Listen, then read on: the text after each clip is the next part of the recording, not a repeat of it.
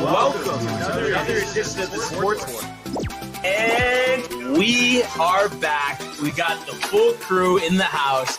That is what it's all about. The Yankees, out of any team in the league, are the best equipped to handle a blow like this. I think there's a higher power at play here. He's due law of averages. That dude is the ultimate scrub. It's trash. Yeah. Every person you have in there is fucking trash. Next game, you're going to see a big performance. You can see it in the end of the game, and I'm just totally stoked and excited for this. And we are back. Welcome to another edition of the Sports Report here on a Friday. And for the first time since Monday, it is the Barnes and Tony show once again. That's right, dude. Fresh off the mend. How you doing, sir? Great, man. Definitely feeling way better today than obviously any other day this week. So stoked to be back, obviously, for the Friday, catching the last show of the week. Excited to catch up, obviously this week of sports with you, and then, talk about some weekends. So yeah, dude, stoked to be back for sure, and healthy somewhat. Yeah, absolutely. Day by day, one step at a time. And it's kind of crazy that this pretty much, and I know maybe during the preseason, we had some theme for football, but really our first non-football Friday, kind of crazy, since mid-September. And here we are, the last day of January. So kind of crazy when you look at it in that regard. The first pickless Friday since then as well. Wow, that's right. And it's kind of nice too. We do have our pick of the litter, which I don't know if we're gonna need to go to the Michael tiebreaker or not. Obviously, hopefully we have a week to talk about this. But kind of nuts that we're approaching 1 week away from Super Bowl 59. And I thought I saw something too. And they always have these numbers, but supposedly I don't know what the data is, and I don't know if it has to do with. And I don't know if you saw this, but I guess something about how December for Las Vegas sports books was the first time that they had lost, or the biggest loss they had since 2012. All the favorites winning, and something about 1.5 billion is expected to be wagered on the Super Bowl. Holy cow! Yeah, so that's a lot of dough for sure. A couple shekels. But it's interesting. What do you think though it would take? Because I know when we talked about this, I guess it was on Monday. To switch sides here, from the Barkley leading the run to the Super Bowl. And has anything changed this Monday? No, I don't think anything has changed. I'm still going to be sticking with the Eagles, I think, for the Super Bowl. If I was, putting money on it. I don't know. I mean, it's tough, dude. I mean, we spoke about it. I mean, it's not often we've seen Barkley get shut down this season, And I mean, boy, it's just, even if they do shut him down for a couple of drives, who's to say there's not going to be that one play or two plays. Exactly, where we see him rush for 60 or 70 for a touchdown. Like that can happen seemingly at any given moment. So, obviously it's going to be tough. It's a tough battle for both teams, no doubt, but I'm still going to be erroring on the side of the Eagles here. Yeah, so Does anything change for you, Brian? I just think it's just one of those things where it's kind of meant to be. I will say, if it goes according to plan, with the Chiefs winning that third straight Super Bowl, next year would definitely be the year where we get a little variety, something different. But see, why do you say that though? Because I just think there's just something about it, like they're right here. The being the fact that it's not only has no team ever won 3 Super Bowls in a row, but no team has ever even had the opportunity to do so. The furthest they have made it would be the round of the conference championship games. Right.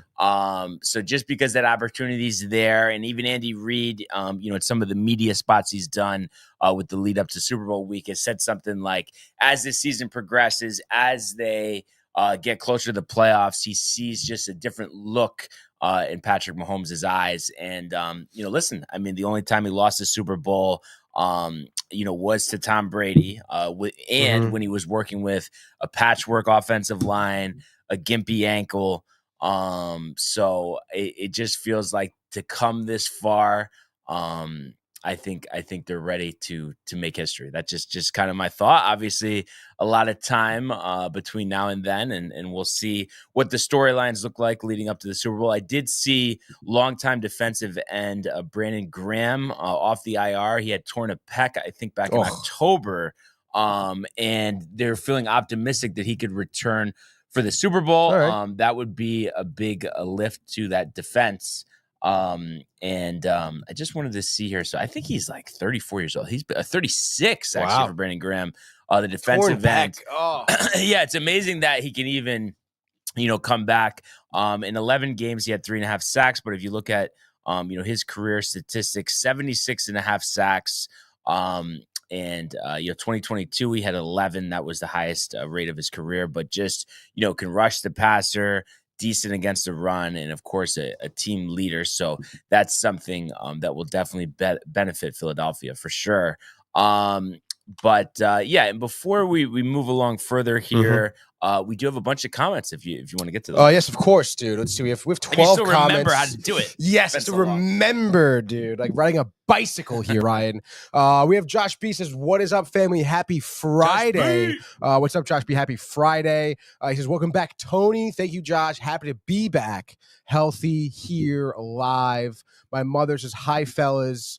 And then Michael Buckton says TFGIF.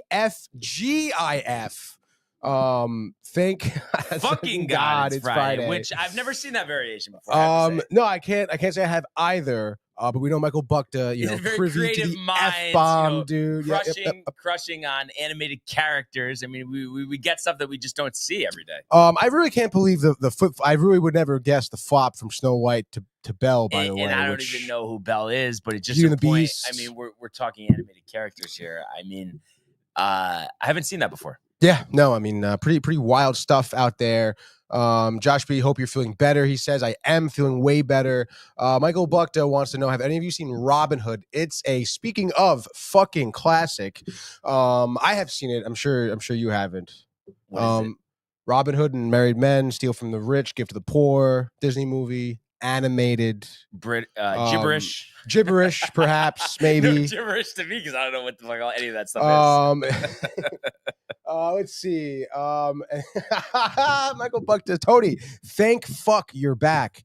You were missed, he says. Feels so good to see you on the show again. Thank you, Michael. Ditto for sure. Carlton says, "Yeah, Tony, go Birds," he says. Carlton. Nice. Oh, man. Carlton definitely getting a good chuckle out of that for sure. TF Bruiser in the house. Golf. He's hyped for. We know that. Tommy Donovan, what's up, fellas? Let's talk some hockey. OV Watch is getting real. OV Watch is getting real. And it's interesting because I feel like there's people talking about how, like the NHL is going to want to stretch this out to next season from the break the record to get the full effect. Yeah, I'm sure OV's going to agree to something like that. Yeah, get the hell out of here, dude. This is the NBA. All right, dude. My mother says Beauty and the Beast is the best also. She's a big fan of Beauty and the Beast. You know who likes Beauty and the Beast is Carm, actually. Really? Big Disney guy. All right, there's nothing wrong with that, dude. Did you ever watch it growing up? Maybe a little bit? Not that I remember. Be Our Guest, The Candle, Teapot. No? Gibberish. Come on, dude. The live action one with Emma Watson. Emma Watson. Christian Watson? No. Deshaun Watson. No relation, I think, to either of those people, dude. And then we're caught up with the comments. Caught up with the comments. Just so, like that, dude. Bruiser said he wants to talk about the golf. I just wanted to mention this really quick because I don't think there's really any other, football headlines. But the shocking news that came out, I don't know if it was 2 days ago, like at night or yesterday, whatever the case may be. I guess it was yesterday. But anyway, that Justin Tucker, the Ravens kicker, accused of inappropriate sexual behavior by 6 massage therapists in the Baltimore area, according to the Baltimore Banner. Had you heard about that? No. Tucker's conduct, according to the article posted by the Banner, caused some therapists refuse to work with him again and resulted in 2 spots banning him from returning. The allegations occurred reportedly between 2012 and 2016, Tucker's first 5 in the NFL. And about an hour after the article was posted, Tucker called the allegations unequivocally false in a lengthy response on social media. "Throughout my career as a professional athlete, I've always sought to conduct myself with the utmost professionalism. I've never acted and been accused of misconduct of any kind. I've never been accused of acting inappropriate in front of a massage therapist or doing a massage therapy session or during other body work. So, obviously that is a bombshell, and then it makes everybody kind of question the struggles, that he had last year, if that had something to do with it. But, and I guess you just never know in these situations, but it is kind of odd too, though, 2012, I mean, that's 13 years ago, even 2016, that's 9 years ago. Why that this is brought to light now. But, obviously it makes people question because, he just was not himself on the field last year. Yeah, I don't know, dude. I mean, that's obviously those are allegations that are very serious. Whether they're true or not, I mean, it's going to be something that obviously has to be addressed. But I mean, what the hell is wrong with these? If this is true, obviously it's all allegedly, but what the hell is wrong with these athletes, dude? With these massage therapists and stuff, and these PT you just shouldn't need people, to do it. He's also married on top of it. I didn't know that, dude. Not a good look, dude. Michael would be chuckling if he was in here, definitely. But obviously, I mean, at this point, it's all speculation. So we don't really know. Just kind of going off the facts that we have. Jesus, dude. Definitely a bombshell, and it's one of those things. Of course, I know you feel the same way. You hope it's not true. Of course not. And wait, how many years ago was the? Well, 2012 to 2016. So, like I said, it's between 13 and 9 years. 4 year span. But so why now? But then again, like I said, it is a little suspicious with the missed kicks during the season. Like if he was thinking about that, who knows? Oh, you think it was over his head for the whole season? Maybe the NFL was trying to put it under the rug for the year, wait till after the season to deal with it, sort of deal. Yeah. I mean, who knows? I'm just saying that's what people are saying. I don't even have an opinion because I just don't know. You just don't know at all, dude. Yeah, I don't know. I mean, obviously it is really tough to speculate. The Deshaun Watson allegations were those were over a number of years as well, right? It wasn't like it just happened. Yeah, they kind of just piled up. So you just don't know. What did Bruiser say? Don't believe all women unless there's proof. Could be what's wrong with these hoes if no proof. I think we'll just let that one sit there. And I think it's a good segue. Bruiser wants to talk golf. Let's talk some golf. I think that's a good idea. Russell Henley, your leader yesterday, playing Spyglass, 8 under par, 64. So he has a one-shot lead over a slew of golfers here. Looks like it's 6 golfers at 7 under. A Tony favorite from the Mexico Open last year, Jake Knapp, 7 under. He played Pebble. Justin Rose, 7 under. He played Pebble. Cam Davis, 7 under. He played Pebble. Sepp Straka, 7 under. He played Spyglass. Rasmus Hogard, he played Spyglass, 7 under. And then Victor Hovland, 7 under. And then, geez, right? The mucus buildup. Now, I've just had the mucus buildup. No cough, but maybe some time for some Mucinex. Who knows? Alka-Seltzer. 6 Robitussin. 6 under par. Another big group of golfers. Rory, who played Spyglass. Eric Cole, Pebble. Justin Thomas, 6 under, played Spyglass. Lee Hodges, 6 under, Pebble. Patrick Cantley, Pebble. Shane Lowry, Pebble. And Lucas Glover, Pebble. So a crowded leaderboard. Everyone was anticipating the return of Scotty Scheffler yesterday. He on Spyglass shot 5 under 67. So that's good for 3 shots back here. And of course, we'll play Pebble Beach today. Weather kind of more of the same today, where you're talking, low to mid 50s, wind gusts up to 10 miles an hour, a lack of sun, which is, just kind of puts a damper on things slightly. But I think some pretty good scoring given the colder conditions. You had former champ Jordan Spieth also 2 under 70 at Spyglass. Jason Day, 2 under 70 as well, playing Spyglass. Hideki, 2 under 70, playing Spyglass. Max Homa, 1 under 71 on Pebble.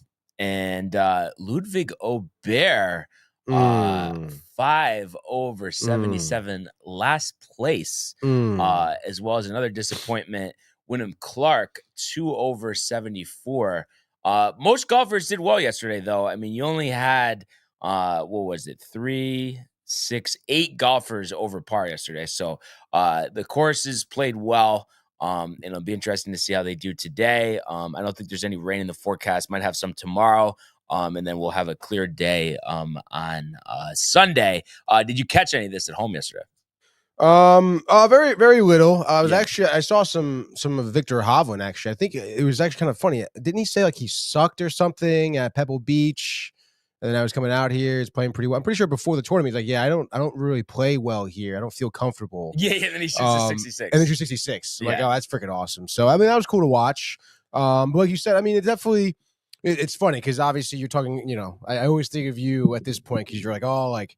You know, this course at this point of the year, you're not getting the full effect, and it's the lack of sun, like you're saying. And you're right. I mean, I do, you know, it kind of looks a little bit grim. Yeah, grim is a good word for it. Yeah.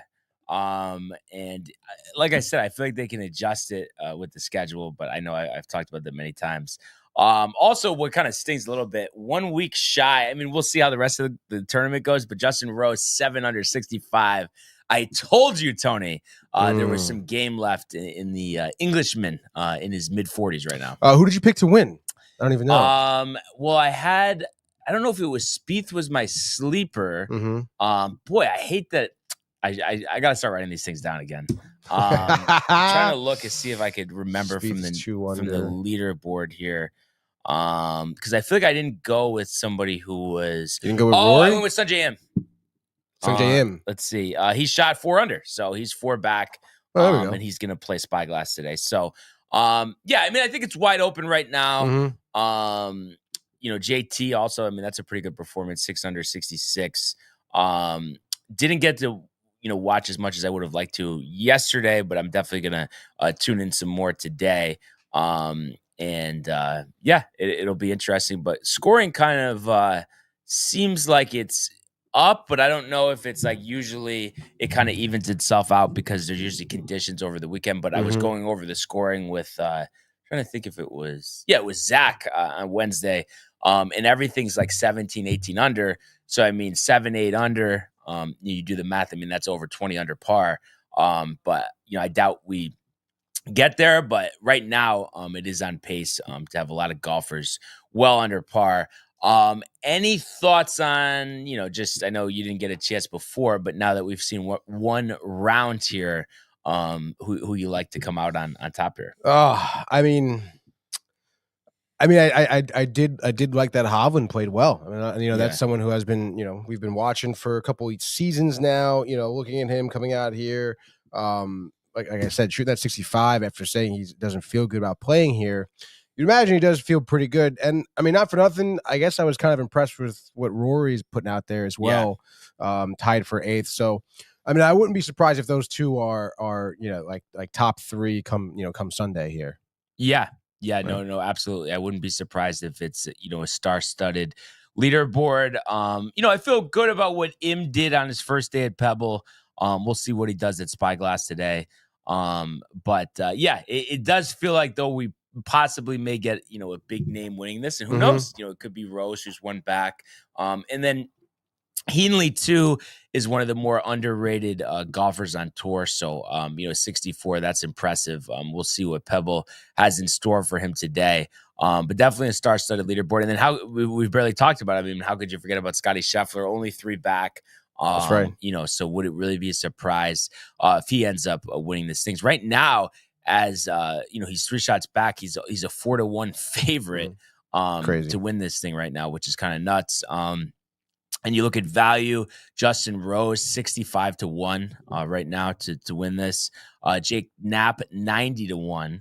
And then Rory 6-1, JT 7-1, Victor Hovland 22-1. That I think there's some value there. So Tony Finau also 5 under 67 yesterday playing Pebble. So and he's 100-1. So value to be had, Tony. The one thing that I was saying to Michael yesterday that's just tough with these West Coast tournaments is since the time difference, we don't get to be on the air when the round is in progress. Yeah. But trying to think. So I guess actually they should be finishing up right when we are at the Horseshoe on Sunday. Oh, that'd be great. Yeah. Yes. So maybe we'll see Scotty. Yeah. Dude, hoisting. Yeah. How's his hand, by the way? Is he bandaged up or like? I didn't specifically see. I wonder too. I wonder. Yeah, which hand it was actually on. That's actually a good question. Just wanted to see this. Scotty. Freak injury to hand. Oh my God, he was making raviolis, by the way, it says. But I thought there was something with a wine glass too, somebody said. Let's see. This is from Golf Week here. They showed a picture though on Twitter. It doesn't look like you could see anything. And I don't know if it's on which hand it's on. Yeah, I'm trying to see. You said you got to be real careful with the wine glasses. Maybe I'll hire a chef. Chuckled. Okay, dude. Wait, what? No. It's just he said, yeah, I have a chef. Her name is Meredith. It's his wife. Oh, okay. Which is kind of funny. Cut to the dough. Rental house didn't have the right tools. The only thing that was there was a wine glass that we found. Had my hand on top of it and it broke, which I've heard nothing but horror stories since it happened about wine glasses. Be careful. Even if you're like me and you don't drink wine, you got to be careful with the wine glasses. Broke stem got me in the hand. I would imagine he's a righty, so he probably was his right hand. Right hand glove on the left hand. But I didn't see any marks on his hand from when they showed it. So probably managing it well. He's such an idiot. But, it's crazy. Luckily, it didn't cost him any, big tournaments. Obviously, we like the West Coast swing to start, but you got the players coming up, the Masters, of course, TPC, Waste Management. So, but I did see a bunch of other comments here from TF Bruiser. Yes, he says, "Thank Jesus, golf talk," which is pretty funny. He says, "Funny, other sports are so boring. You got to talk about scandals for the content." It was more just because, it was just a very big surprise. A guy, Tucker, that we've talked about a lot. But we honestly, Bruiser, we don't like to talk about that stuff much. It was just more because it was a news item. But we're all about, as Tony would say, the nitty gritty, the X's and O's, what's happening on the field, the ice, the court, the course. Absolutely, dude. Speaking of the course, Bruiser says, "Pray for Jason Day for me. Hope he comes out dressed like a 90s rapper and dominates." And that was the pick I gave him last week, actually. That was, right? Yeah. Why is he saying pray for Jason Day though? Just because? No, because he wants him to win. I would think that he put something up on him. Yeah, for sure. I just want to see here. So I just read it off before, but I think what was it? Where was he again? And he also says, by the way, if my swing looks like naps, so I'm doing a little Irish tea on one of those par threes, like a complete boss. Irish tea? What is it? I've had Irish coffee, but I haven't had Irish tea. Well, I've had Irish tea. But I thought like he means Irish tea, like Irish tea, EE. But I still don't get what that it is, By the way, a live bet on Jason Day, 100 to 1 odds, 2 under, 6 shots back here. Oh, maybe he means like T-shirt. I see the confusion. Oh, yep. They do that from time to time, which is interesting. I feel like Tony Finau started that with wearing Kobe's jersey.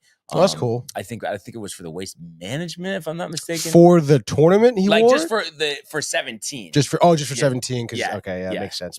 What else we got here? Or 16, actually. He's just busting balls. He says, ignore him. He's just an Unkalf. But also, isn't he from Ohio? Well, I guess I don't know. I think when I think of that, though, I think down south, though. I guess you could be. I mean, there's rednecks in Connecticut, that's for sure. And then breaking news: your mother misses you so much. Yes. She's homesick. By the way, she got sick from you. Possibly from me. It seems like you're kind of deflecting a little bit. Well, I would be again. I went home, and I got sick when I went home. So I don't know. Oh, so somebody at home. I don't know. I went home Saturday, Chinese food, all good. Sunday morning, not really feeling so good. Maybe somebody at the Chinese food place. But I would probably say more often than not, it was definitely one of my students because were people hacking? People were hacking in class all last week. Kids out with the flu, and you know what this is. Universities. I mean, there's these kids, they don't really stay clean, lack of hygiene. Oh, yeah. Close quarters. Not covering the mouths. Not washing the hands. No, not doing anything good, dude. Yeah. So shit kind of spreads like wildfire for sure. And then my mother does say, no way, Aunt, you came with it. But the students gave it to you, right? Blame the students, dude. My mother, by the way, is supposed to be in Atlantic City this weekend. I don't know if they're still going to go now, I guess. What, with the rain? Because she's not feeling well. That was honestly really stupid. I'm not gonna lie. But you would think. I mean, what cures you more than the Borgata? No, I know, right? I mean, geez, man, lay in the bed there, be totally fine. And then what do we got from Bruiser? He says, yes, I have some money on Nap. You take a club, bash the ground off of tee box, and it creates a little mound you can tee your ball off of with no tee. Okay, gotcha. Is that Irish tee? Is that what he means by that? I would imagine that's what he's saying, and I like that because I late last year in the golf season started not teeing up on the par threes. I don't know. I feel like it messed me up, and it's like I feel like I'm more used to hitting a wedge, just off the ground rather than off of a tee. Because then I feel like I get under it more. It takes the distance out of it, too much height. But I've seen people who put the tee and then they just jam it all the way into the ground. Yeah, but then so it kind of gives you a little bit of something. A little bit, but you don't want that either. Not necessarily.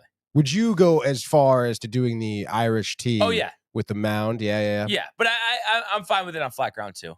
And I mean, I think it's like if somebody wants an Irish tee, just go right after me because there's going to be a huge divot on the fucking thing. So, Day is one of my one and done for the week. God bless your mother giving you that wonderful lip caterpillar. Yes, that's Irish tea. The phrases. It's like he's been watching the show for a while, I guess so, dude. He's coming in hot. The monogamy of the NBA. That's really what it is.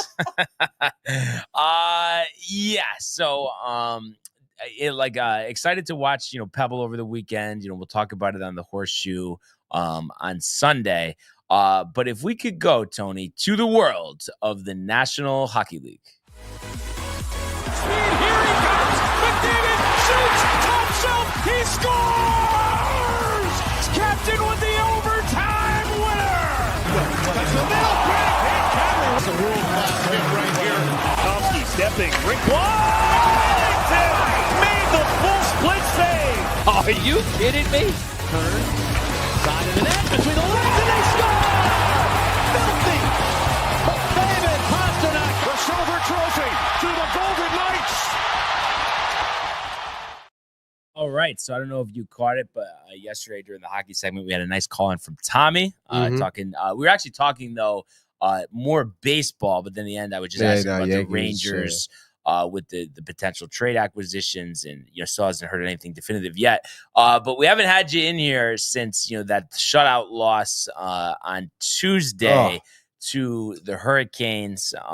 So I was kind of talking to Tommy, and I was saying, my hope, I feel like the Colorado game defense didn't look good, but obviously offense did, energy did. I was hoping it's a one-off scenario. I mean, how did you make of it? I mean, obviously at the end of the day, wasn't a good game. That trend of allowing goals early, setting you back, kind of killing momentum. Any long-term concerns there from that game, or are you kind of more hoping / thinking that it's just a one-off scenario against a tough team? Yeah, I mean, I guess it is a one-off scenario. I mean, I'm hoping anyway. I mean, obviously the Hurricanes, great team. But like any great teams do, they expose flaws of the teams they're playing. A big flaw the Rangers have is defense, which is why you saw the 4-0 loss. 4-0, yep. Svechnikov, I think, had 2 goals, right? Rantanen had his first point as a Hurricane at the time, I think assisting on one of those goals. And I mean, not for nothing, Mikko Rantanen is someone who clearly, is finding his own, with the Hurricanes immediately. I mean, that guy's a plug and play guy. You can really put him on any roster, let alone a good one like the Hurricanes. So, I mean, that's why, I think you see the Hurricanes right now having an uptick in production. I think maybe yesterday too, or maybe it was the day after, maybe, I don't know. Rantanen had his first goal as a Hurricane too. So, obviously the Hurricanes, great roster, great team. Rangers, like I said, I mean, they don't play defense very well, and that makes it really hard for them to get anything going, And I think I want to say Igor maybe faced like 22, 24 shots or something. Like it wasn't like the Hurricanes were coming at them with a barrage of offense or anything, but shot selection is definitely something that Hurricanes know what to do with. So yeah, dude, obviously really tough loss here. And it's interesting too, because you look at Igor and it's like, I don't know, man. I mean, we've talked about sometimes how he's been like kind of drifting away from his goal, maybe being a little bit too aggressive. And, I do kind of question if that is because he knows he's having a lack of defense in front of him or something like that. But, I mean, I guess we'll see if the Rangers, do end up fixing their defense. But it's just, I don't know. I do expect more from Igor in that instance. I understand, the quality of shots he faced from the Hurricanes were good. These aren't just like, it's not like the Hurricanes can't penetrate and they're just like throwing pucks on net to see what happens. They're taking calculated movements here. But still, I mean, you would expect Igor to come up with some more of those saves, dude. And obviously you just expect better from the Rangers from top to bottom, to be honest. I mean, I guess we'll see. Obviously this weekend's gonna be pretty big for them. But it does worry me. I mean, you're trying to pull yourself up out of a rut still, and get a wild card spot, which is still in hand. I mean, you can make it. I have confidence in the roster, but it's just like, I mean, we see it like where it's just the consistency is not there. Right. It's really what it is at the end of the day. When you think everything's buttoned up. Exactly, dude. And I mean, you feel pretty good and then you don't feel good the next game. And it's really annoying as a fan to watch and obviously really annoying to have to talk about. But I mean, at the end of the day, I mean, just hope they just figure it out. Because, I mean, there is still a lot of good on the roster. And not for nothing, I mean, if you do want to get into the playoffs and if you do want to make a push in the playoffs, I mean, the Hurricanes are a team you're going to have to play. Are a team you have to beat, We have beaten them, but right? I know. It's exactly 0-2 this year. You really want to grit your teeth and obviously them getting, Mikko Rantanen is a huge addition to their roster. So, I mean, they're not, we talked about them even last year, when the Rangers beat them. Oh, the salary cap and they're going to be guys who need to get paid. They're going to be moved, different roster. And it's like they retain important guys, they bring in other guys, develop younger guys, and they're still a great team, So it's like they're not going to really be going anywhere. A lot of people say that, that division runs through Raleigh is what people are saying now. But, obviously, we have some time here still with, I don't know, 30 some odd games left, I guess. But now 5 points out of a playoff spot. We were down to 2. And this is a big weekend, Big weekend. And then you look across town, Islanders have won 6 in a row. Yeah. I mean, they're playing some great hockey right now. Yeah, definitely. The 6 in a row is great. Boston is right behind the last wild card spot, 1 spot back. So it's very big and imperative, Tony, to beat them in Boston on Saturday. Huge. And Boston's been another team who's been super streaky, inconsistent, but they could go on a run. I mean, so can the Rangers, but I mean, again, nothing is guaranteed here. Yeah. I mean, the Rangers are still going to have to fight every game tooth and nail to get a wild card spot. I mean, it is incredibly competitive in the East, at least in my opinion, compared to the West anyway. But I guess, time will tell as some of these games unfold. I mean, I think Ottawa in a wild card spot. They may be even just in the play, like outright in the playoffs. I think they're above the wild card. I was looking at this. They are in the 3rd spot in the Atlantic, which is crazy to think. Tampa and Columbus occupy the first 2 wild card spots at 57 points. Then you have Boston at 56, Detroit at 55, and then the Canadiens in Mountain View with the Islanders at 53, and then we have 52 as well as the Flyers do, and that's tough that we're at the same point 50 games in the year as the Philadelphia Flyers, Tony. Flyers just made a really good trade too. I don't know if you saw that. I missed it. What was it? So they traded with Calgary, by the way. The Flyers, Calgary. Farabee. Yeah, exactly, dude. Calgary acquired. That's how I would pronounce it. I don't know. I'm pretty sure I've never heard of this guy. But they acquired Morgan Frost, Joel Farabee, and the Flyers acquire Andre Kuzmenko, Jacob Pelletier, French Canadian, whatever, dude, and then 2 draft picks. And it's like, I mean, I don't know, dude. I really like that trade in the favor of the Flyers, to be honest. I mean, Morgan Frost and Joel Farabee, the 2 guys that went to Calgary, are youthful talent that are, I think they're maybe 24, 25, 25, 26 respectively. Yeah. And they were guys that maybe were supposed to be, I want to say Farabee was a 1st round pick. And, I mean, again, they're going to be good guys, I'm sure, but they are not necessarily established talent in the league. Andre Kuzmenko, I don't know if you recall him, but he was someone maybe 2 seasons ago I was pretty high on with Vancouver, maybe even more than that. Rookie season, he had like 75 points. Burst out in the scene for Vancouver. Vancouver traded him, I forget, to maybe Toronto? To Calgary. To Calgary. Oh, traded him to Calgary? Yeah. Oh, And that's it. interesting. So this is only his 4th year in the league.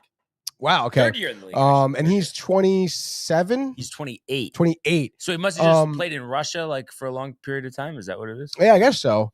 74 points rookie year, 39 goals.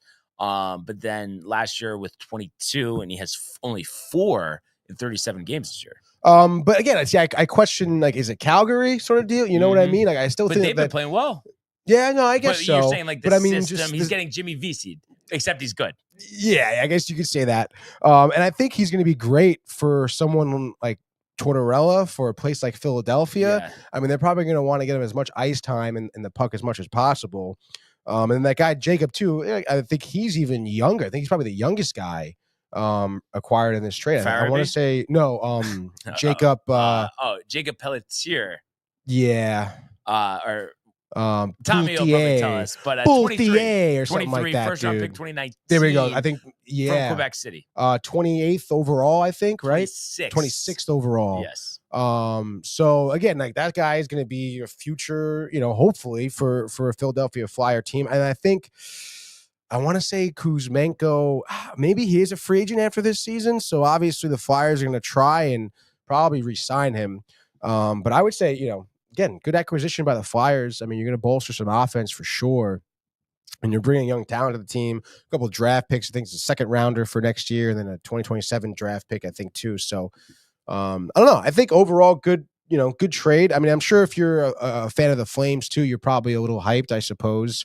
You had mentioned, maybe Kuzmenko, not fitting in the system this year with the Flames. But nonetheless, I mean, the production, should be there. I am, obviously I haven't been keyed in on him in the Calgary Flames. But nonetheless, you'd expect, the amount of progress he had with Vancouver.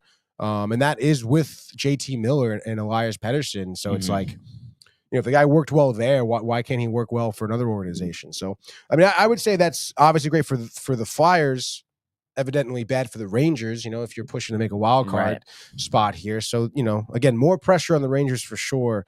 After seeing a trade like that. But like you said, I mean, it's one game at a time, big weekend. I think another weekend too, where we're seeing back-to-back games. Yeah. And I'd wonder, we should look ahead at the schedule to see if they're going to be off for like 4 days in a row after Sunday, or then it's Wednesday and then it's Friday, because I think Boston comes in Wednesday and then Friday's the game that I'm going to against. Oh, okay. All right. So that's not bad. You get 2 days off after Sunday. That's cool. But yeah, it is annoying. I mean, obviously, I don't think the statistics trend well for us in back-to-back games. What do we got from Tommy? And then also TF had the pronunciation right. It's pronounced uncouth. Uncouth. So it seems like him and Tommy have talked about the pronunciations. Perhaps, dudes. And then speaking of, Tommy says, lazy back checking, cough, Artemi. Yeah, we saw. I mean, we've seen that all season. The OT loser against Colorado. Artie definitely a little bit lazy on the back check, dude. He says 2 games against Boston before the 4 Nations break would be huge points. He says, absolutely, dude. Yeah, and to go, to win both games against Boston. I mean, really, just win like, jeez, Tony. I feel like, dude, just for being in the same proximity. No, I'm just kidding. It's weird though. Do you ever get that though, where it's like nothing other than just a phlegm buildup? Yeah. And like can't clear it. Probably being stubborn. Should have done some Robitussin or Mucinex potentially that would have cleared it out. No, yeah, definitely would be. But yeah, just win all these games. I mean, like now would be a good time, no? I mean, I know they just had a hot stretch, but it's like, let's not turn this into like what becomes a 3-game losing streak or 4. Like, don't let that happen. Like now there's just no room for error for that. Yeah, no, too many teams to hop over. Zero room for error, and I mean, especially like Tommy said, I mean, you get a little break going into the 4 Nations tournament, and it's like you do want to feel good. It's almost like when we were going into Christmas break, you want to string some wins together to feel good, to build upon something, which Laviolette seems to be talking about every other night. Excuse me.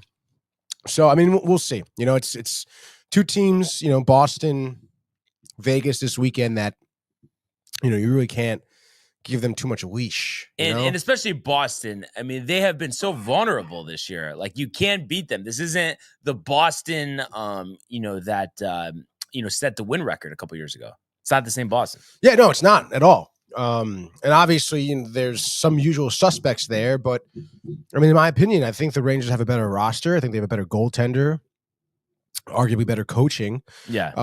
So it's about really just putting the right kind of, string together, about having just those little battles along the boards that we win, hopefully. And then you win each one at a time, and you win each shift, and all of a sudden you find yourself winning the period. All of a sudden you find yourself winning the game, dude.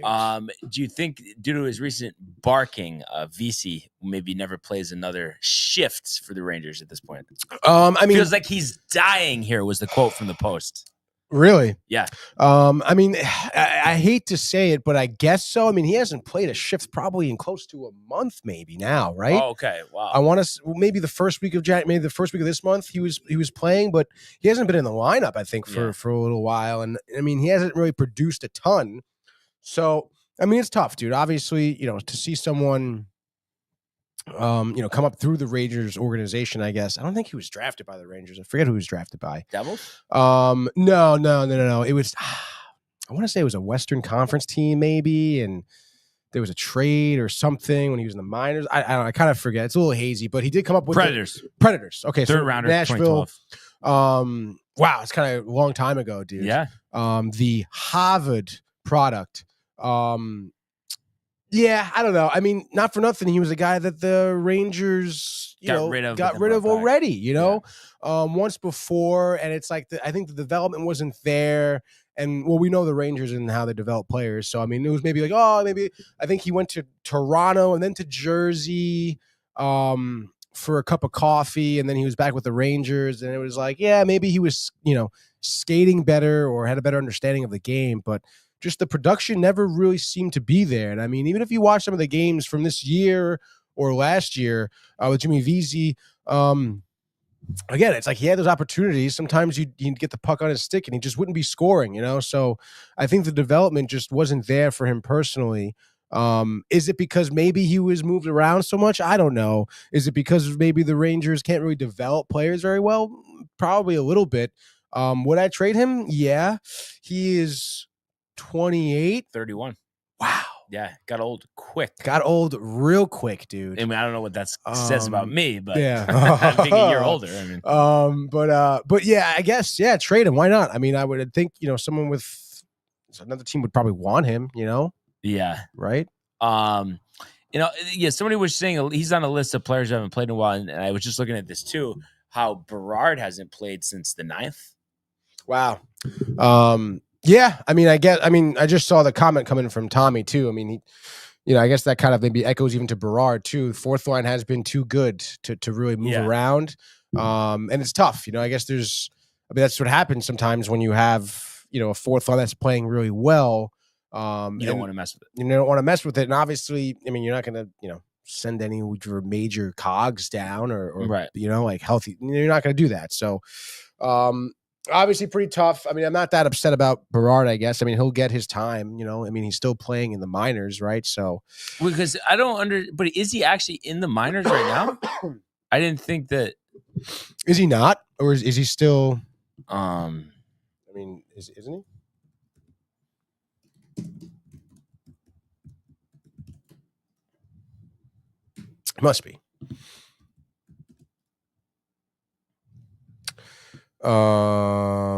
Wolfpack AHL. But if you look at the New York Rangers.com roster, it does not have him on the roster. Okay. So I guess that makes sense. Yeah. Why? I mean, can't play if you're not on the roster. Right. So annoying with the trying to. Oh, but you know what? It probably was stats. when Kaliev. Kaliev came. I'm sure he just went down. I'm guessing is what the move was there. But I don't know. I guess what I was just getting at is like I liked the way that he looked when he was in the lineup. So it's just nice to have those young guys there. Yeah, no, it is, and obviously that guy is someone who you're hoping can be, a future cog, in your lineup. So, which I don't doubt that he won't be. But obviously time will tell when he does get his playing time. I mean, geez, he's definitely he's got time to develop for sure, dude. From Providence, Rhode Island. That's right, dude. He's what, 22? 22? I think 22. I think so, yeah. Yeah. So yeah, it'll be interesting to see what they do. Your mother a little concerned about this cough and congestion, Robitussin. I mean, where are we with that? Yeah, I don't know. I mean, I didn't take Robitussin at all today yet. I try to not overdo it. Right. Right. Like I don't have a sore throat anymore, which is great. Mm-hmm. But obviously, yes, still, I have probably within the last 4 days have said maybe 20 words. Okay, so yeah. So the voice has been resting. And so now all of a sudden, like it's, we're 45 minutes into the show. I've been talking. My body's like, what's going on again? Yeah. Were you talking to yourself at all when we were talking McDavid yesterday? Yeah. Yes. The fuck? Oh man, but so pumped for that game tomorrow against Boston, 3:30 on ABC, and we'll include that in our frenzy we're going to do in a sec. But before we get there, I just wanted to run down scores yesterday. And speaking of Boston, they get shellacked at home by the Winnipeg Jets, 6-2. Hellebuck 27 of 29. Scheifele with 2 goals, and Ehlers also had a goal and an assist. So the Jets 36-14-3 continue their strong play they've had all season long. Boston falling to 25-22-6, but 16-8-3 at home. And it's interesting too. I don't know if this was one of those. You never know what's real, what's not. But I thought I saw some article where they're expected to trade Swayman. Did you see that at all? Oh yeah, yeah. No, I didn't see that. Why would they trade Swayman? I don't know, but I'm actually gonna look it up because you never know what's real and what's not. They just signed him to a big contract. No. Let me just see here. Where did you see that? Oh, you're looking it up right now, Jimmy Swayman. Oh, but I guess an insider suggesting they should trade him, and then it's saying an analyst called him out for a significant different performance after signing the contract extension. So I don't think that's anything definitive, but I mean, how the hell are they going to trade that contract? Bold and that doesn't seem like the right thing. So maybe that was just more an insider kind of tight, They maybe want to. Yeah. Maybe they traded the wrong goalie. I don't know where Olmark is. He's still with Ottawa right now. Yep. Doing well. I know he was injured. He was injured for a little bit. I mean, not for nothing. I mean, they're in the wild card spot, right? So yeah, Brady Tkachuk leading the way here. And last night in their game, Forsberg played. So I'm actually kind of curious to see here. Olmark here, 12-7-2. What does it say his last game was? Was before Christmas. Oh, so he's been injured for a while. Yeah, I guess so. Okay, yeah. Back. Yeah. I knew he was out. So that's tough, dude. Actually, he was having a very solid year. He was. So kind of interesting there. I think it's just been messy since they fired the coach. What do you think about Winnipeg, though? I mean, I know it was that kind of last year. It was almost my theme to not take him seriously. Obviously, they didn't do anything in the playoffs. You think it's any different this year? I mean, Hellebuck, is playing as good as he ever has. And they're getting a lot of offensive contribution from Connors and, Scheifele leading the way there. Good record, of course, as well.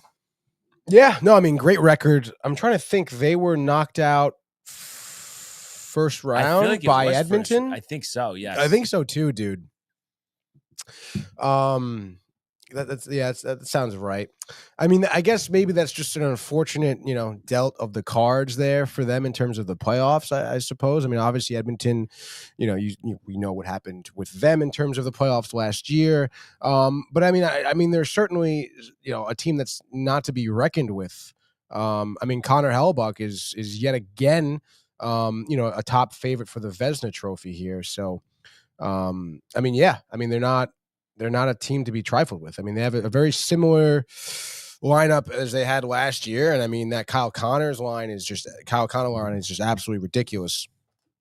And not for nothing to dismantle a team like the Bruins. Obviously, they haven't been anywhere they were this year as opposed to last year, previous years, whatever. But you still went to TD Garden. And you still put 6 goals up, 4 in the third. Avalanche, by the way, they lost 2 first rounds.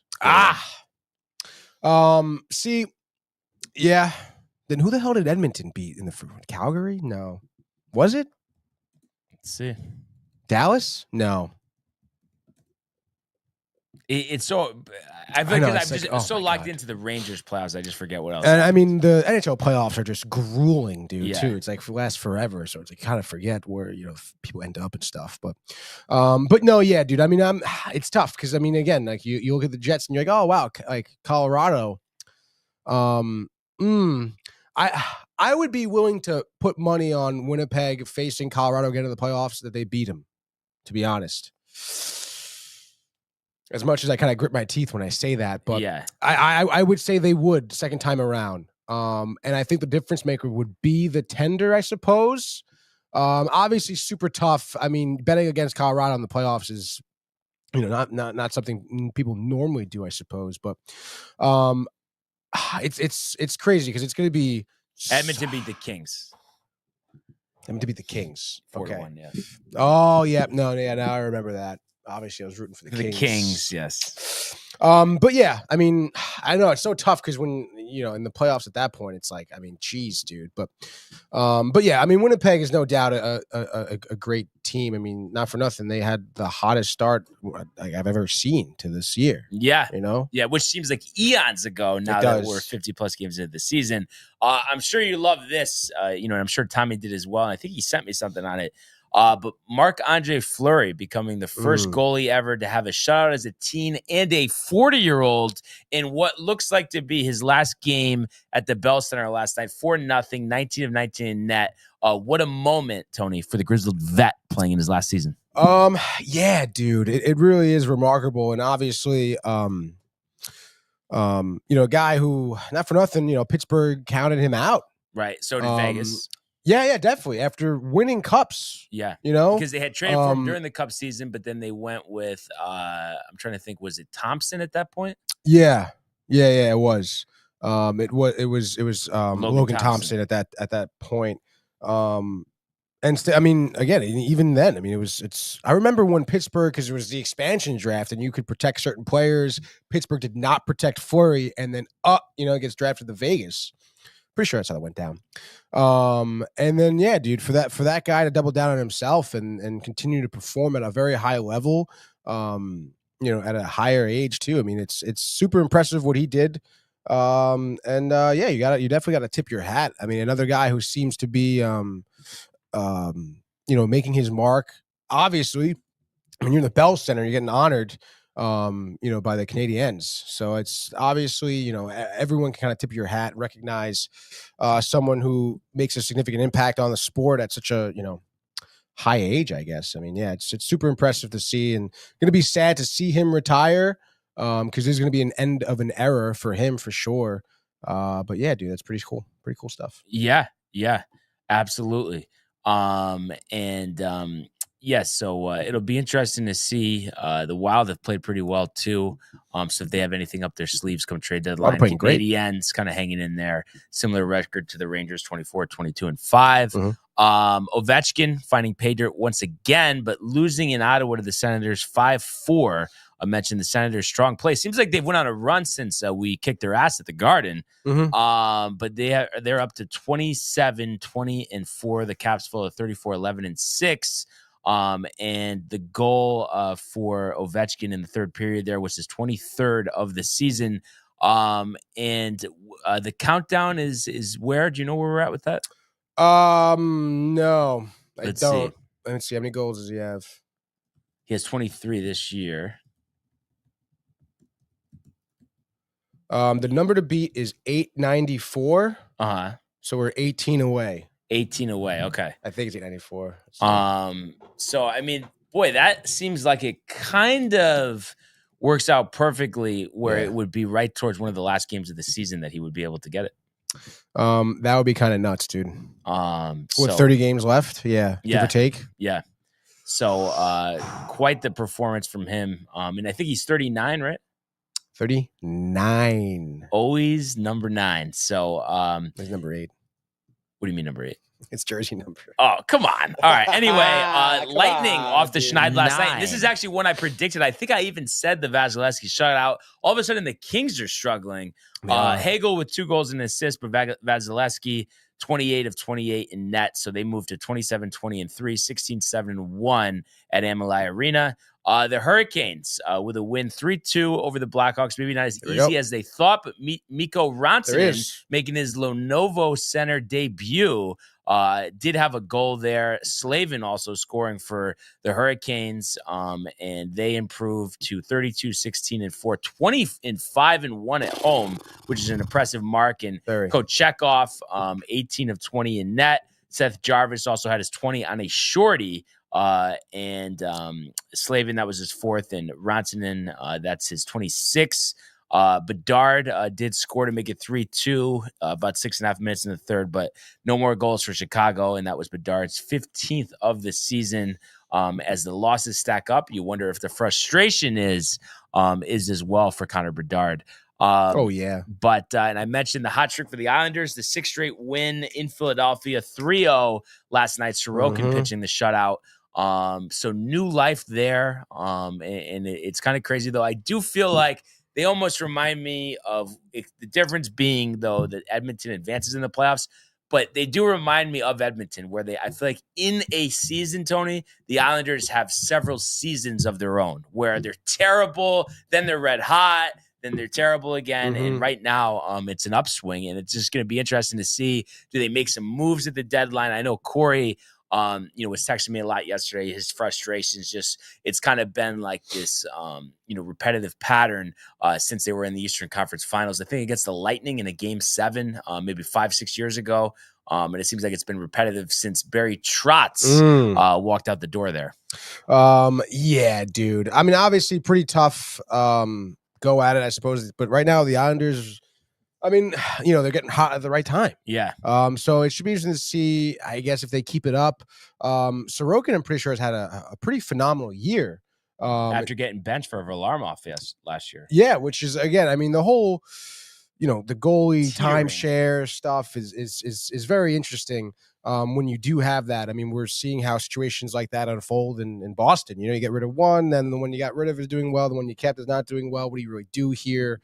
But in any case, Islanders, we know what they can do in terms of blowing it down the stretch. So we'll see what happens. But I mean, not for nothing. I mean, there always have been a team where I'm like, the talent is somewhat there. It's really just about, I suppose, applying themselves. And I know it's the Flyers. But nonetheless, I mean, keeping a win streak alive, keeping the momentum going, especially, as we do head into this break. I don't know what their schedule looks like, but I mean, a team that's going to be clamoring for a wild card spot as well, hot at the right time is exactly what you need. Yeah, absolutely. So be interesting to see, what they do. Moving along here, we saw Calgary 4-1 over Anaheim. I thought the Ducks, would have this one, but nope. Calgary with a strong performance, and we mentioned the trade that they just made as well. But they were Pelletier is the one that's going to the Flyers, right? Yeah, because he's a younger guy. Jacob, yeah, yes. He actually played in this game. So this must have been an overnight trade that was made. But for Calgary in this one, they fell behind 1-0 for Toronto, had his 15th, but then Klapka, Coleman, Coronato had 2 goals in the third, including an empty netter to ice this one for Calgary. So without Markstrom, still 25, 18, and 7 and in playoff position. So we'll have to see if they're able to continue to contend. He got 5 minutes of ice time, by the way, Jacob, last night. So maybe it was like a mid-game. They're like, okay, let's pull him out type of deal. Very interesting. And then what was very surprising to me last night, and it was funny, we had this guy John in yesterday from Facebook commenting, and I guess he's a Red Wings fan. I said they had no shot, and they went in the shootout. Raymond Larkin, Tony, the game winner. Alex Lyon, 45 of 47 in net. And this is a game the Oilers led 2-0 after 2, but they gave the lead back in the second, scoreless third, and then Lyon winning it in the shootout. So Red Wings, all of a sudden, the new coach seems like they're turning a new leaf, and maybe it's a red one, right, Tony? Yeah, seems like it, dude. I mean, again, Red Wings are a team, I mean, you guys hear me talk about the Red Wings. Obviously, I'm pretty high on Dylan Larkin. Alex Lyon is someone who's definitely stepped into that role quite nicely after the season before last, maybe. I don't know. I think it was last season. But, I mean, 45 saves against the Oilers. I mean, that's crazy, dude, to have to deal with that. And then still in the shootout. I mean, you're winning games in a shootout as a goaltender after a 45 save night is unbelievable. So, yeah, kudos to them. Big win in the shootout for sure, dude. Yeah. On the road, too, man. Yeah. And then Where's last John two now, of the huh? night, and speaking of the road, the Blue Jackets win in Vegas. They've really had a nice season, a team that nobody talks about, 25, 19, and 7 now after Cole Sillinger nets the game winner for them. And Merzlikins, we talk about Rosen cheesing, 25 and 26. I mean, it's really, we're getting to the point where we're kind of at the 3/4 mark of the season here where the Blue Jackets maybe be a playoff team. I mean, this is an impressive win on the road in Vegas. Which is pretty wild. I mean, I don't think I've seen the Blue Jackets in the playoffs since like Rick Nash was on their team, to be honest, dude. And it's like, I mean, I know the Knights talked about struggling a little bit, but geez, I mean, Elvis over here, dude, you know, playing out of his Patrick God over here, dude. Very impressive stuff to force the OT in Vegas too. Very, very hard. I mean, still teams talk about the Vegas hangover going there to try to play some games. So obviously, tough team here to beat. Blue Jackets, I forget the kid's name, some defenseman, star, doesn't matter. But they're playing well, I guess is my point here. And I guess we'll see what happens in terms of playoffs. But Golden Knights, I mean, have to find a way to score. I think that's probably been one of their biggest things recently. You know, they've been one of the best home teams in the league, but I think that's back-to-back home losses for them, which is surprising. Only 6 on the season. Wow. Not concerned about them, but it is interesting. Haven't you been like kind of disappointed in Eichel? I just thought like him going there, he's gonna have like a 50-goal season, and it just hasn't really happened that way, you know? Yeah, no, I guess so. I mean, he probably has 50 assists this year. Yeah. I don't know. I mean, I guess he's been no, I mean, I do agree. I agree with what you're saying there. I mean, you expect more from him, I suppose. Let's see what his stats are at. Yeah, 16 goals, 48 assists, 64 points. I mean, with 30 games left is nothing to sneeze at. I mean, not for nothing, Brian. 64 points in 51 games is kind of crazy. No, but I'm just saying, just with the goal scoring. Yeah, no, with the goal scoring, but I guess yes, it's like sometimes you just can't obsess over that. Assists are just as good because you're still you're scoring. Yeah. No? Yes, no, it is good. And plus 26 on the ice. I mean, I think the guy is putting in some type of effort there. So you appreciate that. But yeah, I think you're right. I mean, I don't even know who's their top goal scorer for Vegas. Do you know? I was gonna look it up actually. If you could guess, who would it be? Mark Stone? Maybe. He's the captain. Let's see. Goals. There's no way it's Eichel. It's who's that? Pavel Dorofeyev. 24-year-old out of Russia, dude. Yeah, I didn't realize. I forgot they have Tomas Hertl. Yeah, dude, he probably is also high up there in terms of goals, I would imagine this year. He's second. 20. Oh, he's second? Yeah, 20? Eichel is third with Howden. So a lot of assists and a lot of double-digit goal scorers, right? I mean, you got what? Spreading 3, 6, is it 8? 1, 2, 3, 4, 5, 6, 7, 8. And then if Pearson gets one, then it'll be the number 9. And he has 9 on the year. What do you know? Anyhow, last game of the night, Kraken blow out the Sharks 6-2. So the disaster season for the Sharks continues. You definitely picked the Sharks. Yeah. Well, I probably would have too. So Kraken. Foley had his 18th, but you had a stretch of 4 straight goals in the second to really put this one away for the Kraken, who still are 23, 27, and 3 after the win. I didn't realize they had Montour in their team. 6. Montour, former Panther. But yeah, I mean, I think just two teams that obviously aren't going anywhere. So it was an active night on the ice last night. I think it's maybe a 4-pack. It's a 4-pack, but basically a 5-pack because we're going to include the Rangers game tomorrow against the Bruins. Because we'll be at the Horseshoe for Sunday too. For Sunday, and we'll talk about that game as well. But Anyhow, if we could do, Tony, a Friday frozen frenzy. Let's go, dude. A sweet little 4-pack on this Friday. Concentrated games here. Love to see it. 7 p.m. We're starting off.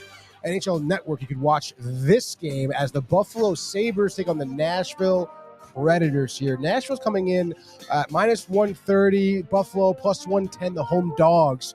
Your over-under is set at 6.5 for you betting folks out there. First time these two teams will be seeing each other 50 games into the season. Predators, losers of 2 in a row. Sabres, losers of 3 of the last 5. You compare their records, pretty similar, pretty kind of teams here. I don't know. We're at the Key Bank Center in Buffalo. Home team gets the little advantage here. Yeah, it's so tough. I mean, I'm not a fan of either team. Used to be on the Sabre train, but that one left the station a long time ago. So I guess it's kind of a flip of the coin, but the Predators have only won 6 games on the road this year, so I guess because of that, we'll go with the Sabres. I think it's going to be tight, though. I feel a 3-2 overtime game. Thompson, game winner, Sabres, and the under. Yeah, I like that call there. Yeah, dude, Predators' road record, atrocious. So I think maybe even Sabres shutout 3-0. Thompson, Dahlin. Let's go, dude. Next game here, 8 p.m. Only one 7 o'clock game. Interesting. 8 p.m. here. We're going to go to Dallas. Stars take on the Canucks of Vancouver. You can catch this game on ESPN Plus or your local affiliate. Vancouver plus 150. They are the road dogs, obviously. Dallas 32-17-1, 18-7-1 at home. Vancouver, actually, we know about their struggles, the locker room, the trades, the contracts, what's happening. Nonetheless, Quinn Hughes has been undoubtedly a huge bright spot there. A big reason why on their road, Brian, they're 14-7-4. Which is great. Also, another matchup here for the first time we're seeing this season. Both teams, 3-game win streaks. Your over-under set at 5.5. I know we've been soft in the Canucks, but I don't know. Matchup seems pretty comparable here. What do you got? Yeah, this is interesting. Maybe some value at plus 150. Also, John yesterday from Facebook mentioning about the possibility of the Hughes brothers joining up the trifecta in New Jersey, which would be nuts. And Corey was also talking about us trading for Hughes, but having to give up Peralt. And I'm like, absolutely not. We just can't give up Peralt. But anyway, I'm going to go with the upset. I don't know. Hughes has been playing well. So well. 3 straight wins, 3 wins, 3 of 4, 3 of 5. But I'm going to say a tight game here. But I think give me the Canucks in the over. Hughes, the go-ahead goal, 2 minutes left in regulation. Canucks in the over. Plus 150 value, Josh. I know, I do like the value there too, dude. Especially with Miro Heiskanen out, which was the ugly hit against Vegas. He took the knee injury. Tough to suffer there for the Stars. So yeah, give me Canucks. I mean, like you said, Quinn Hughes. He just dances in the blue line, Brian. Canucks win this one 4-1. Canucks end the under here. Third game of the night, 9 p.m. Colorado Ball Arena, dude. The Avs take on the St. Louis Blues. Watch out, Colorado minus 185 here. Over-under is 5.5. You think of the Blues, you think of losing. They've lost 4 of the last 5, losers of 3 in a row. But wait a minute, Avs have also lost 4 of the last 5. They've lost to Boston, to Winnipeg, to Minnesota, and to the Islanders most recently. Their only win was against the Rangers, by the way. So, I mean, another matchup, by the way. First time these two teams are facing each other, which is also kind of wild. A night of firsts, it seems, this Friday. Over under 5.5. Avs get right spot? Yes, even though they've pissed me off a little bit, not being the vaunted Avs team that we've got to know over the last couple of years. Nikos, filling in for Rantanen is interesting. But yeah, I'm going to say they'll win this game 4-2. McKinnon and Bakar finding pay dirt, so that would be the Avalanche and the over. Avs in the over. I'm going to take the next value bet here. Give me the Blues, dude. Why not? Jordan Kyrou and Robert Thomas together will have 2 goals each, leading the Blues to a victory. I say they win 5-3. So give me Blues and the over. Let's go to the last game here, sticking in the 9 o'clock time slot. The Utah Hockey Club, who still searching for a new name here. They're going to be hosting the Columbus Blue Jackets. We talked about the Blue Jackets being very hot right now. Columbus plus 190, though, on the money line coming in here. Another matchup for the first time this season. Over under 6.5.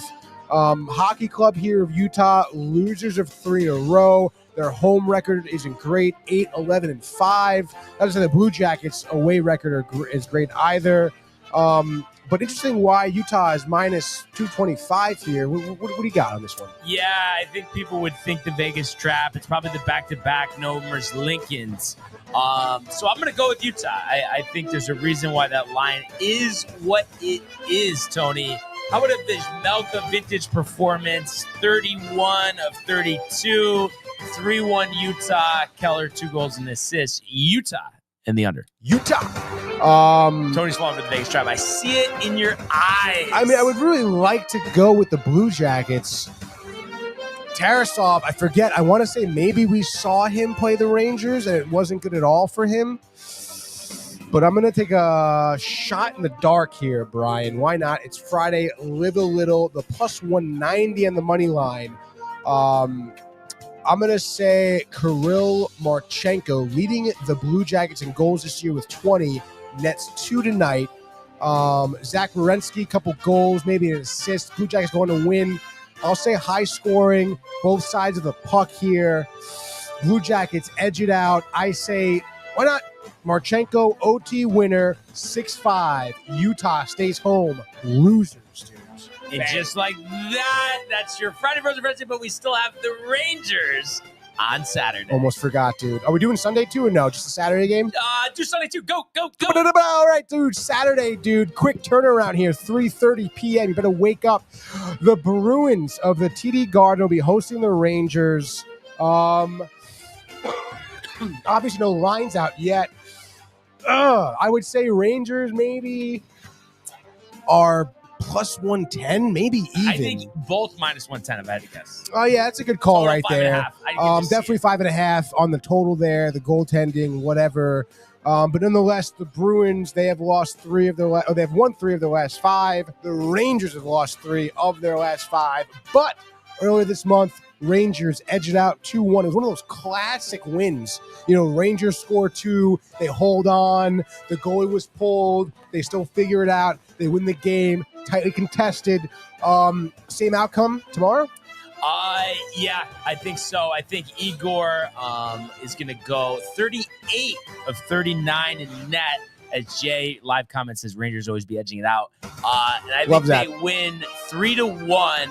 Artie Panarin with 2 goals and an assist. Rangers in the under. That'll be the day, dude. I do like Rangers in the under. I mean, it's always going to be a tightly contested matchup. The rivalry, the cities, the original teams here.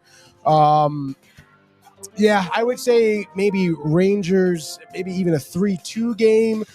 Same deal, Jay, edging it out, maybe showing some defense, great goaltending. I would imagine Igor does start this one, I would think. So, yeah, Rangers 3-2, Rangers and the under. Obviously, next game will be going to Sunday, 6 p.m., dude. So a little bit earlier than 7. We're going to be at the Garden, Vegas, visiting the Rangers here. Vegas, we mentioned, struggling as of late, but still a 31-15-6 record, Brian. Not great on the road, but still successful, 12-9-3 here. Rangers, you know, obviously there's about 500 at home, 12-11-2.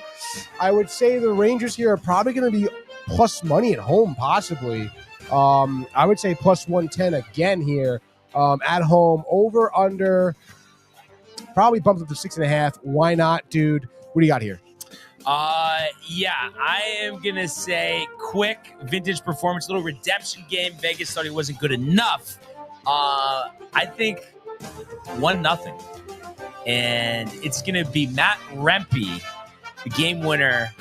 2 minutes left, regulation. Jonathan Quick, 36 of 36 in net. Rangers and the under. The Matt Rempe goal, dude. I love the call there. If out of the two games, I feel most comfortable betting on this one. Hammer the Rangers, hammer the under. Golden Knights struggling to score recently. Let's go Rangers. I would say 2-1. Why not? I'd say Rempe gets a goal. Adam Fox gets the other one. Rangers are going to win with the under. Just like that. That is your Frozen Frenzy. Jay, reminding everybody the Rugby Six Nations starts tonight. France versus Wales at 3:15. Great call, Jay. Great call by Jay on that one. And one thing I wanted to mention, before we get to the NFL Panini poll, and we've had some good polls of recent. Nice. Is big game tomorrow in Wisconsin, as you're going to have the UConn Huskies matching up with the Marquette Golden Eagles, Tony. Wow, Marquette, let's go. So Marquette, number 9 in the country this year, 18-3, 9-1 in the Big East. UConn 15-6, 7-3 in Big East play. Did have the comeback win against the Paul. And you would think because of that game, I think they were down 11 at the half, something ridiculous like that, but that we would get Liam McNeely for this game. I just wanted to check quickly if we had any news. I'm not seeing any updates, but boy, that would be a big boost. But back-to-back games against St. John's and Marquette, and double the amount of losses that they had last year. So just really needing it. And I don't know if you saw, we were talking about this on the show the other day. But you had, I guess it was yesterday. But you had last game, Alex Caravan, 1 of 14 from the floor, Tony. That's not good, dude. Team captain. We've seen it all season long. It was like you at LA Fitness, am I right? I literally told Michael that yesterday. Oh, really? Yeah. Whatever. It's like you watched the show or something. Come on. But, and then Michael Butka obviously constantly reminding us that Hurley's the coach, but the players have to play the game. So that is going to be a tough spot. But I'm just hoping that the Huskies will be riled up for that one, just like they were for the Gonzaga game at the Garden. And just knowing that it's do or die here. And also what's interesting about this matchup is you have another really good head coach, and that's Shaka Smart on the other side. Shaka Smart? Have you heard of Shaka Smart? Can't say I have. I heard of Shaka Khan. So he rose to prominence as the head coach of VCU, took him to a Final Four, actually, when UConn was in the Final Four and won that championship in 2014. Went to Texas, didn't work out. But at Marquette, he's had them in the tournament his first 3 years. Obviously, we'll have them in the tournament this year. So this is going to be, a really good game. I think it goes down to the wire, and especially if McNeely plays, I think that gives them their best chance to win. And we'll need strong performances, of course, from Caravan, Bball. Terrace Reed has done a nice job cleaning up the glass as well. And the defense is going to have to be good, which it has struggled at times. And I'm sure they're going to be focusing on senior guard Cam Jones for the Golden Eagles. Almost 19 points a game, 4.5 rebounds, 6.3 assists per game. So he's their leading scorer. And I think this is going to be a close one. But if I had to guess, the defense hasn't been great. So I would think, this is an over game. And I would think, too, Marquette probably is like a 4.5 point favorite at home. So I think the Huskies will prevail. And we know we'll get a flurry of Michael Butka texts if that is the case. So I think so, dude. Just wanted to mention that. But, just one of those things I've been talking about this, DePaul has one conference win this year, down double digits at the half. It's just hard to ignore signs like that. It almost reminds me of, even though record-wise they've stayed better than like what the Rangers have done this year, but it kind of reminds me of that when you have those bad stretches and like you want to ignore what you're seeing, but it's really there. So that's the kind of as you would say, conundrum I'm in right now. But nonetheless, you have confidence. But I have a feeling, though, if I were to ask you about this, you were going to say, number 9, barely beating DePaul. But Liam McNeely, maybe the difference if he comes back? But it's not like he is, though. Or you don't know. They've said he's close. It's just they haven't announced it as of yet. Ankle? Yes, but it's been a month. Was it a high ankle sprain? It was a high ankle sprain. Yeah, I guess so. I mean, we'll see, I suppose. And I don't know, not for nothing, Marquette. Shaka?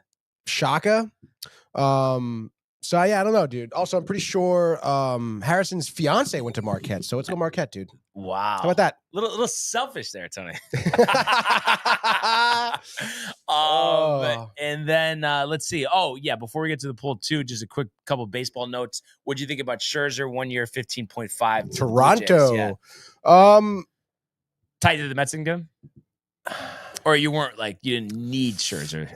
I mean, I don't know. I mean, we spoke about it. I would have been about it. Yeah. As the closer. 15 and a half, seems like a good chunk of money for 1 year though. Toronto's struggling to bring in players, Yeah, no, obviously they are. I mean, I guess Max is probably happy. I would imagine. Listen, I can imagine him coming out of the bullpen or even in the starting role and figuring some things out. So, I mean, I wouldn't be surprised if he does well with them. Yeah, I mean, I guess I would have liked a little deal like that. I would have thought maybe the Mets could, but then again, you're happy with the Stanek deal. Yeah, stepped up in the playoffs, but was batting practice during the regular season. But you think we're going to see that guy in the regular season now this year? The guy that was in the playoffs? Yeah, I think so. Veteran, obviously. Veteran, Toronto. I think he'll like his life there, to be honest.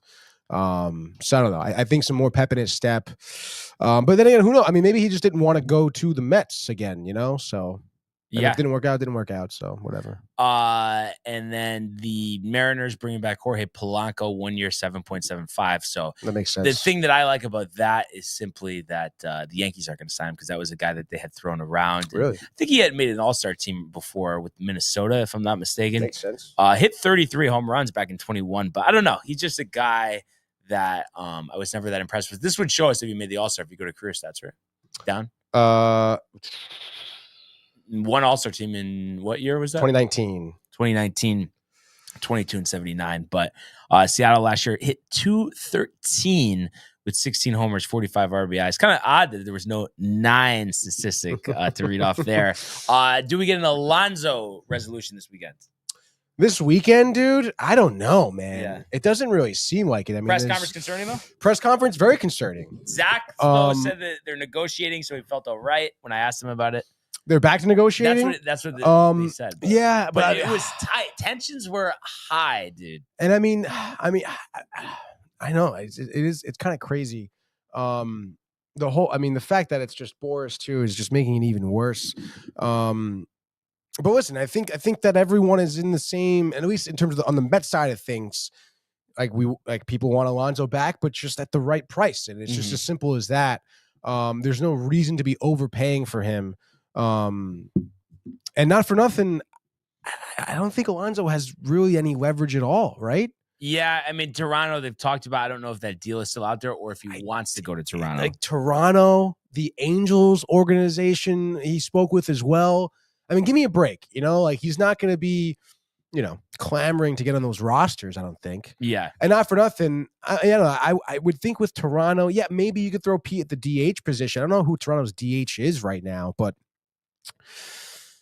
I don't know. I mean, you got Vlad at first, and, I would imagine they're going to, barring anything unforeseen, they're probably going to try and re-sign him after this year, right? It depends on how aggressive he gets with the contract, Yeah, but I mean, if he has another year like he does this season, like last season, I think he's gone. Maybe. Do you think he would want a big contract and Toronto doesn't want to pay him? If it gets crazy, or though he might just want to get out of there. But the only thing I always go back to is because his dad played for Montreal. He was born in Canada, so he's used to being there. Yeah. Well, most players don't want to have to live there, Right. No, yeah, understandably so. And I mean, I guess it depends on what the market is looking like as well. What spots are vacant on other teams and stuff like that. But I mean, not for nothing, if he does have a great year and wants a big contract, I would imagine if I'm Toronto, I'm going to try and keep him there. Yeah. So I mean, I don't know. I mean, time will tell. I just think bringing Alonso in there may create, some type of rift. I don't know. I think he'd be more than likely to leave, but I mean, who knows?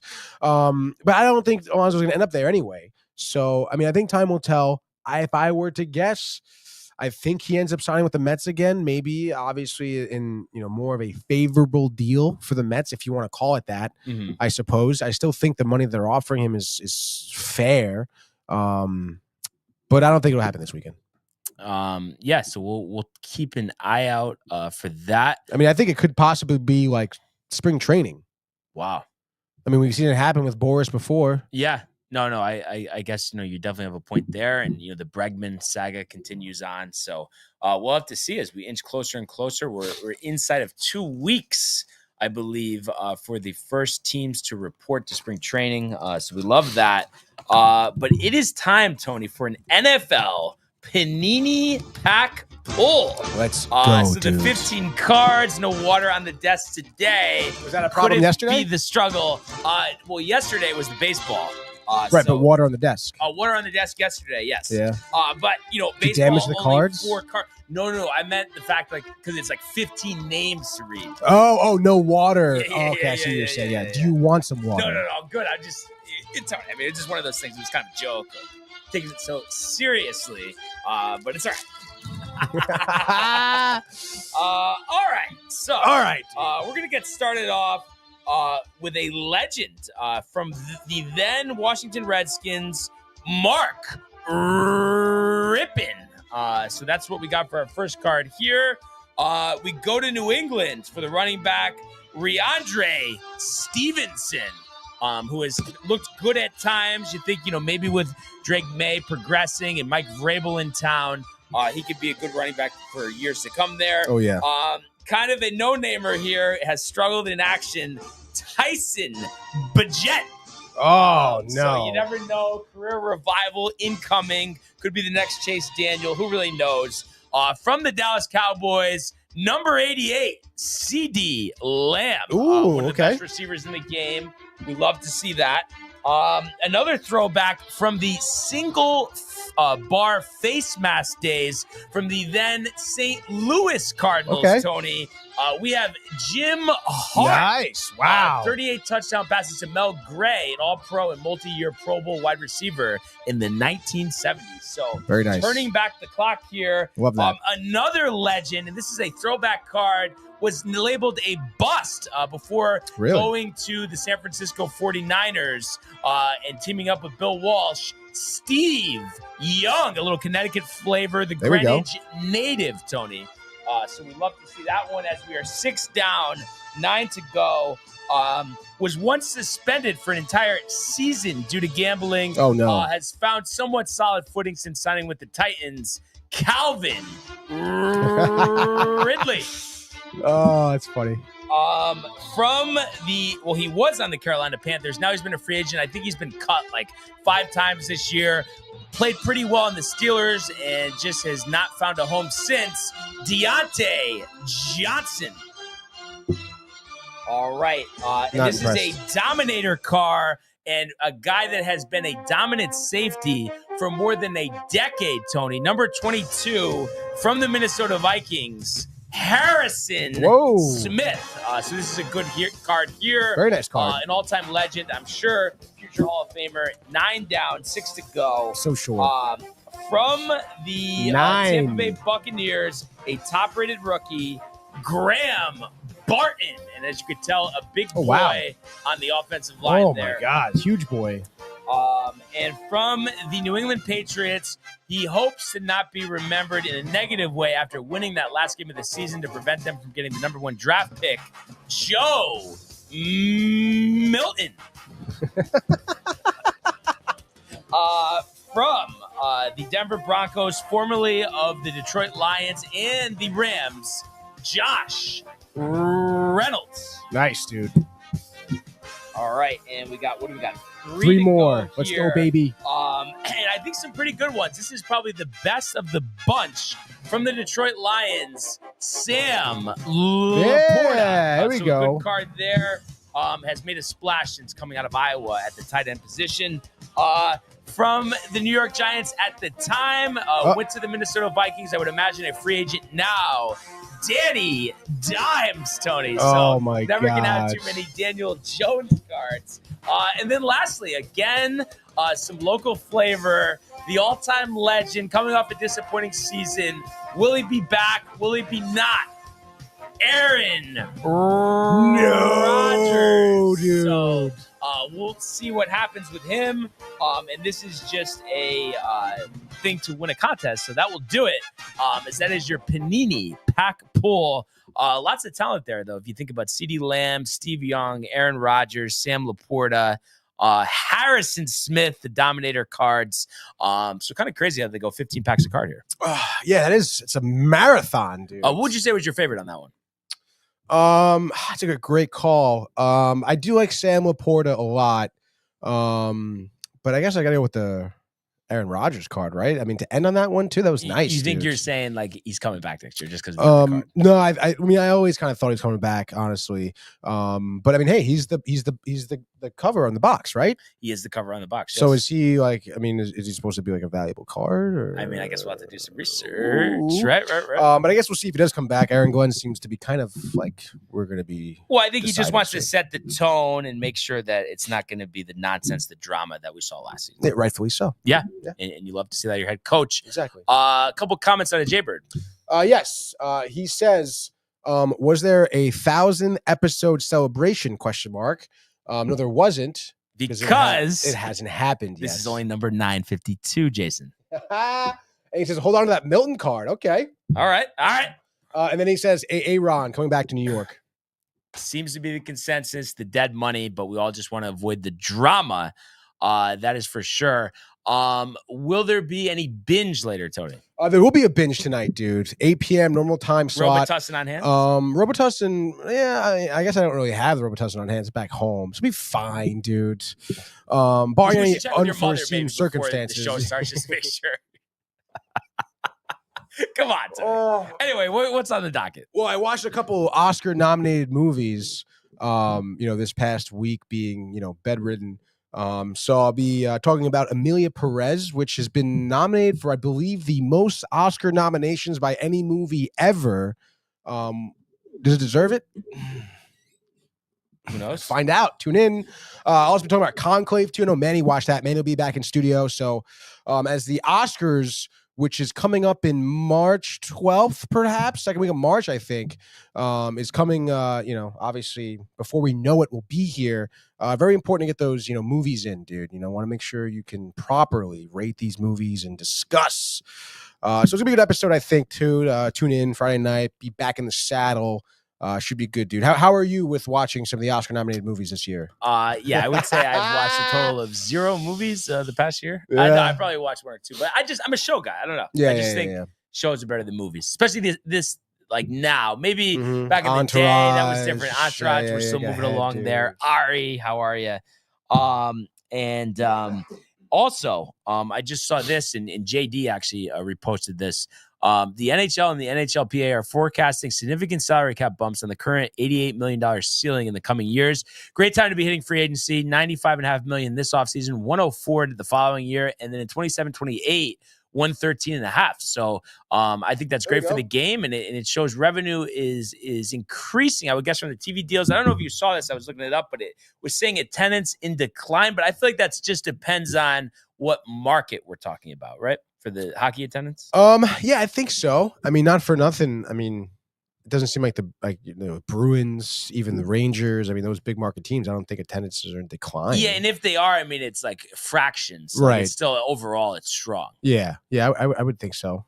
But that kind of is a shame. Did it said overall, like just across the board? Yeah, an article like I looked. average. Matthew, by the way, says Friday night binge big boy. Tony, welcome back, El Hombre. Thank you, Matthew. Rangers tickets are like $1 million. Yeah, but then you get to hear oh. By the way, because I think you're a historian, Tony. How long has that been the goal song? Oh my God, if it's as long as I lived. Yeah. But is there another one that they play, or no? That's only the goal song. No, yeah, that's it. Or but is there some song that they play at the arena a lot or something? I thought I remember that. I mean, last year, like their theme was like Bob O'Reilly, the song by the Who. Maybe that's what I'm thinking. Maybe you're thinking of. Yeah. I don't know the history of the Rangers goal song. Kind of interesting when you think about it, though, right? Yeah, it definitely is, dude. The song was written as a goal song for the Rangers, debuted on January 20th, 1995. So literally as long as I've been around, it's been Right around. after the title. Right after the title. That's So, right, dude. I mean, I hate to say this because I love the goal song. But do you think they need to switch back to whatever it was prior? Can you find that out? See if there is information on that. Yes. What was the 1994 Ranger goal song? Before Slapshot. Let's see that. Slapshot written. We know, dude. Come on, no. Before I very clearly state. Maybe nothing. But I just searched. Did the Rangers have a goal song in 1994? Oh, you say? Oh, you want me? Yeah, that's what I'm saying. I mean, you would think they had something, no? I don't know. Rangers goal song Slapshot. Yeah, I guess not. No, see this what the fuck AI? This is saying that when it first played publicly at the Rangers game in 95. Yes, he wrote it. Oh, but 95 though. Right after the Rangers won the Stanley Cup playoffs, this guy wrote it. But also, did the Rangers win 94, 95 or 93, 94? It was 90. It was the 93, 94 season. Okay, so it was the following season. So I guess they didn't have a goal song. So I mean, I feel like you're kind of superstitious, but so that doesn't play a role for you. I mean, I feel like the goal song is so good. It's like just step up and win, right? I mean, yeah, exactly, dude. It doesn't really matter. Like I love that tradition. I feel like no one has a better goal song in the league, honestly. Yeah, no, I totally agree. Dude. And then the only other thing I was gonna say is, and I think I mentioned this yesterday. It looks like, and we had talked about the Jets. Going with experienced offensive coordinator. Okay. And they were looking at Nick Caley from the Rams, who turned it down. But now it looks like that Tanner Engstrom is going to get the nod, and he's the Detroit Lions passing game coordinator, so has some familiarity there with Aaron Glenn. What do you think about that? I mean, obviously you get the staff familiarity, but he doesn't have the play calling experience. Any concern there, or you think it's like, listen, everybody gets their first shot at some point, and they do have some veterans on that staff, like Steve Wilkes, the defensive coordinator. Yeah, no, I mean I guess that's fine, I suppose. I mean, yeah, I think you're still kind of concerned. I mean, again, we talked about even at the head coach position, like having someone who coached before, I think maybe having an OC who had OC experience in the NFL is very important. Yeah. But I mean, hey, if no one else wants the job, I mean, we'll take it. Yeah, I guess, right? We'll have to see. And then Binge will be at 8. Binge at 8. There we go. But I have to say, great to have you back in the saddle, sir. Likewise. And, a great week of shows with everyone here, and we're looking forward to seeing everybody at the Horseshoe on Sunday. But once again, I would like to thank everybody for tuning in, continuing to comment, like, and subscribe. All of the archives on the YouTube page, Tony Malco, Renee, and Jay in Costume, the merch at downtimetv.com. We want everybody to enjoy the day, enjoy the games, enjoy Binge Buddies, and we will see you on Sunday. Hey guys, Tony here from Downtime TV checking in. I want to thank all our fans out there who's been liking, subscribing, sharing our content. You guys are the best. You guys are our bloodline. You make us love what we do. Thanks again.